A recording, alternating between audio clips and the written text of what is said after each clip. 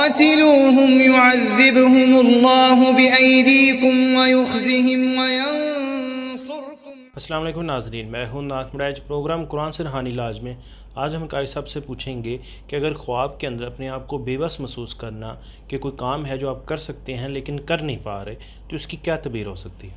السلام علیکم قاری صاحب. وعلیکم السلام ورحمۃ اللہ. جی قاری صاحب. الحمدللہ وقفا والصلاۃ والسلام علی رسول اللہ اما بعد.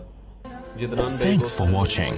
Don't forget to like, comment, share and تو subscribe. کیا یہ شیطانی خواب ہے یا ہمارا وہم ہے یا کیا چیز ہے، یہ کس طرف یہ علامت ہے؟ تو دیکھیں، یہ جس کو اس طرح کا خواب آتا ہے اس کو صرف یہ خواب نہیں آتا، اس کو کچھ علامات اور بھی ظاہر ہوتی ہیں. جی. عموماً ایک خواب جو اس قسم کے مریضوں کو آتا ہے، اور یہ تقریباً بہت زیادہ مریض ہمارے سامنے بیان کر چکے ہیں، اس لیے میں اس خواب کو ذکر کرنا چاہوں گا. مریض کہتے جی ہم دیکھتے ہیں کہ ہمیں پیپر آتا ہے اور ہم دے نہیں پا رہے، لکھ نہیں پا رہے اور بہت زیادہ پریشان ہیں کہ ہمیں اندر سے اب بھی یاد ہے، یہ سوال ہے، مجھے آتا ہے لیکن میں پینسل اٹھا کے لکھنا چاہ رہا ہوں، لکھ نہیں پا رہا، مجھ سے لکھ نہیں ہو رہا، مجھ سے وہ کام کر نہیں ہو رہا. اور یہ مریض پریشان ہے. صبح جب اٹھتا ہے اسی وقت خواب جب ختم ہوتا ہے تو یہ بہت زیادہ پریشان ہوتا ہے، یہ پسینے سے شرابور ہوتا ہے، اس طرح کی کیفیات. دوسرا، اس طرح کے مریض کو اور جو کیفیت ہوتی ہے، سینے پر دباؤ پڑتا ہے اور اسی طرح وہ جو ہے وہ بڑے پریشان ہو جاتے ہیں. تو اکثر مریض خواب میں یہ چیز دیکھتے ہیں کہ وہ مثلاً بولنا چاہ رہے ہیں اور بول نہیں پا رہے، دباؤ پڑ گیا ان پہ. جیسے عام لوگ جو ہیں وہ دبا کہتے ہیں، جی فلاں بندے کو دبا پڑ گیا یا مجھے دبا پڑ گیا جی رات سوئے ہوئے. کیا ہوا جی؟ میرے سامنے سارا کچھ تھا، میں بول نہیں پا رہا تھا، میں کچھ کہہ نہیں پا رہا تھا، تو مجھے پتہ نہیں کیا ہو گیا تھا، یا مجھے کوئی خواب آیا اس کے بعد مجھ پر دبا پڑ گیا.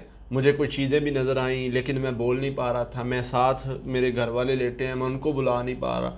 تو یہ ایک شیطانی عمل کی ایک پوری قسم ہے، یہ جادو جنات کی ایک قسم ہے.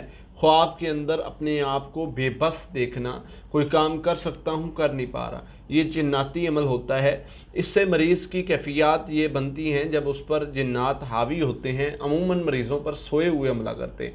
کیونکہ حدیث میں ملتا ہے، اللہ کے نبی صلی اللہ علیہ وسلم نے فرمایا، شیطان جب انسان سویا ہوتا ہے تو اس کی گدی میں آ کے 3 گرے لگا دیتا ہے. یہ صبح اٹھتا ہے، اللہ کا نام لیتا ہے، ایک گرہ کھل جاتی ہے، وضو کرتا ہے، دوسری کھل جاتی ہے، نماز پڑھتا ہے، تیسری کھل جاتی ہے، اور یہ سارا دن جو ہے وہ خوش باش اور خوشحال گزارتا ہے.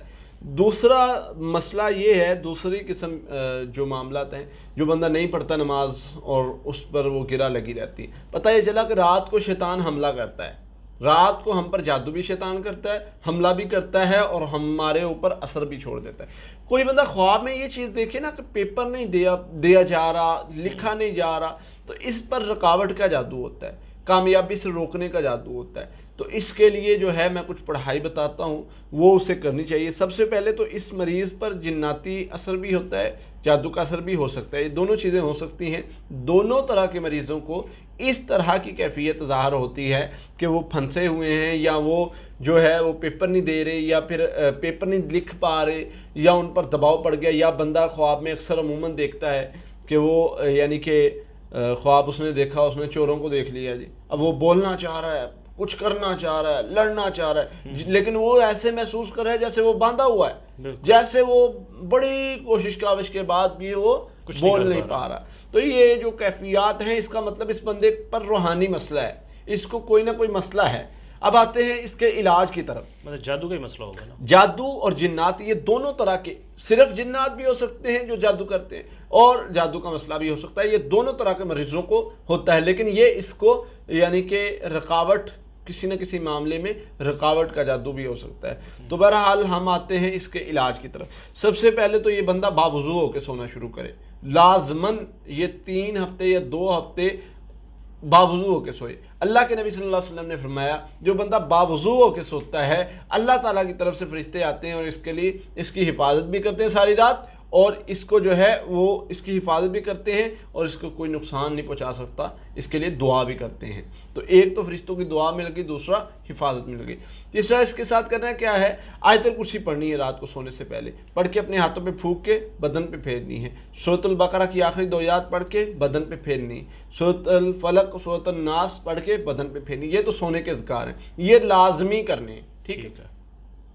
اس کے بعد یہ بسا اوقات یاد رکھیے گا، بندے پر جادو کا اثر نہیں ہوتا، صرف کہیں سے تھوڑا بہت جناتی اثر ہوتا ہے، یا اس کے گھر میں مسئلہ ہے، یا کہیں نہ کہیں وہ ایسی جگہ پر سویا ہے جہاں پر شیطانی اثر ہے، تو وہاں پر اس پر یہ کیفیت طاری ہو جاتی۔ ہمارے ایک عزیز تھے، ان کے گھر میں ایک جگہ تھی جہاں جو بھی وہاں پر سوتا تھا اس کو دبا پڑتا ہی پڑتا تھا، اس پر رات کو یہ کیفیت طاری ہوتی تھی۔ یا ایک چرپائی تھی یا ایک جگہ تھی مخصوص، اب وہاں پر کوئی نہیں سوتا تھا، تو میں جان بوجھ کے میں نے کبھی کبھی نہ جا کر وہاں پر سونا کر، مجھے آئے سلاؤ، یہ مطلب 4-5 سال پہلے کی بات ہے، تو میں دیکھتا ہوں کیسے پڑھتا ہے، لیکن اللہ کا فضل ہے، اللہ تعالیٰ نے اذکار کیے ہوتے تھے، پتہ ہوتا تھا کہ میں محفوظ ہوں، مجھے کوئی کچھ نہیں کر سکتا، تو میں محفوظ رہتا تھا۔ تو باوضو ہو کے اذکار کر کے سوئے گا تو یہ محفوظ رہے گا۔ یہ تو ہو گیا وہ شیطانی اثر کے حفاظت کے لیے۔ اس کے بعد اس پر اگر رکاوٹ کا جادو ہے، اس بندے کو بھی یہ خواب عموماً آتا ہے، اس نے کیا کرنا ہے، اس نے 2 عمل کرنے ہیں۔